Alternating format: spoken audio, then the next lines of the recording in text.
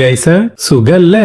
Big boss season 7 അത് കഴിഞ്ഞതിന് ശേഷം മൈൽ സ്റ്റോൺ മേക്കേഴ്സ് ഒരു അവാർഡ് കൊടുത്തു. ആർക്ക്? അനീഷിന്. ആരാ കൊടുത്തത്? അനുമോൾ. അതിനെ തുടർന്ന് അനീഷ് ഇട്ടൊരു മെസ്സേജ് ആണ് ഇപ്പോഴത്തെ ഒരു ചർച്ചാ വിഷയം. പുരസ്കാരങ്ങൾ കിട്ടുക എന്നത് തീർച്ചയായും സന്തോഷം തരുന്ന ഒന്നാണ്. മൈൽ സ്റ്റോൺ മേക്കേഴ്സിന്റെ digital media star of the year 2026 എന്ന അവാർഡ് എനിക്ക് കിട്ടുമ്പോൾ അംഗീകരിക്കപ്പെട്ടതിന്റെ നിവൃത്തി തീർച്ചയായും ഉണ്ട്. ഒരുപാട് സിനിമകളുടെ ഭാഗമായ അഭിനേത്രി പ്രിയങ്കയും ടെലിവിഷൻ കോമഡി പ്രോഗ്രാമുകളിൽ പങ്കെടുത്തിരുന്ന അനുമോളും ഈ പുരസ്കാരം നൽകിയത്. മുതിർന്ന സിനിമാ താരങ്ങളും സോഷ്യൽ മീഡിയയിൽ മിന്നിത്തിളങ്ങുന്ന താരങ്ങളും തന്ന പരിഗണനയ്ക്ക് നന്ദി പറഞ്ഞുകൊണ്ട് നിർത്തുന്നു നിങ്ങളുടെ സ്വന്തം അനീഷേട്ടൻ. അതിനുശേഷം ബിഗ് ബോസ് സീസൺ 7ന്റെ വിന്നറായ അനുമോൾ 2-3 സ്റ്റാറ്റസ് ഇട്ടു. വിജയിച്ചവർ മുന്നോട്ടു പോകും, ജയിക്കാൻ പറ്റാത്തവർ പഴയ കഥകൾ പിടിച്ചു നിൽക്കും. ഒരാളുടെ മൂല്യം കുറച്ചെഴുതാം, പക്ഷെ ആളുടെ സ്നേഹം കുറച്ചെഴുതാൻ ആരാലും കഴിയില്ല. നമ്മളെ ചെറുതാക്കി കാണിക്കാൻ ചിലർ ശ്രമിക്കും, പക്ഷെ സത്യമായ കഴിവ് ഒരാളുടെ വാക്കുകളിലല്ല, ആളുകളുടെ മനസ്സിലാണ് തെളിയുന്നത്. എന്നെ ചെറുതാക്കി എഴുതാം, പക്ഷെ 16 ലക്ഷം വോട്ടുകൾ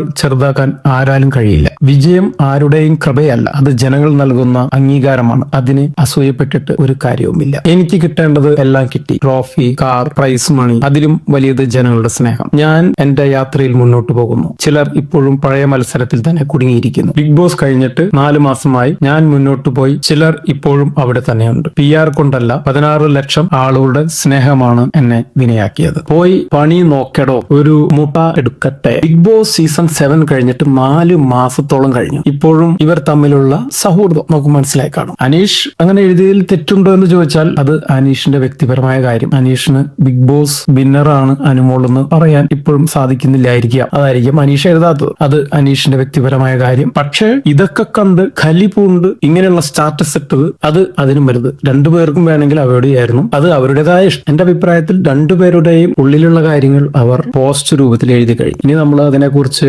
പറയേണ്ട കാര്യമുണ്ടോ എന്ന് ചോദിച്ചാൽ എനിക്കറിയില്ല. സീസൺ 7 കഴിഞ്ഞു. കുറച്ചു കാലം കൂടി കഴിഞ്ഞാൽ ബിഗ് ബോസ് സീസൺ 8 സ്റ്റാർട്ട് ചെയ്യായി. അതൊരു ഗെയിമാണ്. ആ ഗെയിമിന്റെ ഭാഗമായി നടന്ന കുറെ കാര്യങ്ങൾ അതവിടെ അവസാനിച്ചു. ആ സമയത്ത് PR കളിക്കുകയും PR-ന്റേതായ കുറെ കാര്യങ്ങളും കാണിച്ചാണ് അനുമോൾ വിജയിച്ചത് എന്ന് പറഞ്ഞാൽ നമുക്ക് തെറ്റു പറയാൻ സാധിക്കില്ല. ഒരു ഷോ ആയിരുന്നു. ആ ഷോ അവിടെ അവസാനിച്ചതോടുകൂടി സകല പരിപാടികളും അവിടെ അവസാനിപ്പിക്കണമായിരുന്നു എന്നാണ് എനിക്ക് പറയാനുള്ളത്. ഇവർ തമ്മിലുള്ള ഈ വാർ ഇനിയും തുടരുമോ എന്ന് നമുക്ക് കണ്ടതാണ്. എന്തായാലും ബിഗ് ബോസ് സീസൺ 7 അവസാനിച്ചു പോയി. പിന്നെ ഇവര് രണ്ടുപേരും തീരെ കൊച്ചുകുട്ടികളായോ എന്ന് ചോദിച്ചാൽ നമുക്കതും പറയാൻ സാധിക്കില്ല. ഇനി വരും ദിവസങ്ങളിൽ എന്തൊക്കെയായിരിക്കാം മറുപടികൾ വന്നുകൊണ്ടിരിക്കുന്നത് നമുക്ക് നോക്കാം. ഇതിനെ തുടർന്ന് ഇനിയും രണ്ടു കൂട്ടരും മെസ്സേജുകൾ ഇടാൻ സാധ്യതയുണ്ട്. ബിഗ് ബോസ് സീസൺ 7ലെ മറ്റു താരങ്ങൾ ഇതിനെ എങ്ങനെയാണ് റിയാക്ട് ചെയ്യുന്നത് എന്നും കൂടി നമുക്ക് കാത്തിരുന്ന് കാണേണ്ടി വരും. ആരായിരിക്കും വിജയിക്കുക? എന്തായാലും സീസൺ 7 കഴിഞ്ഞു. PR-നെ ഇറക്കി കപ്പ് കൊണ്ടുപോയി. അനീഷ് കപ്പ് കിട്ടിയില്ല. അതൊക്കെ കഴിഞ്ഞു പോയില്ലേ.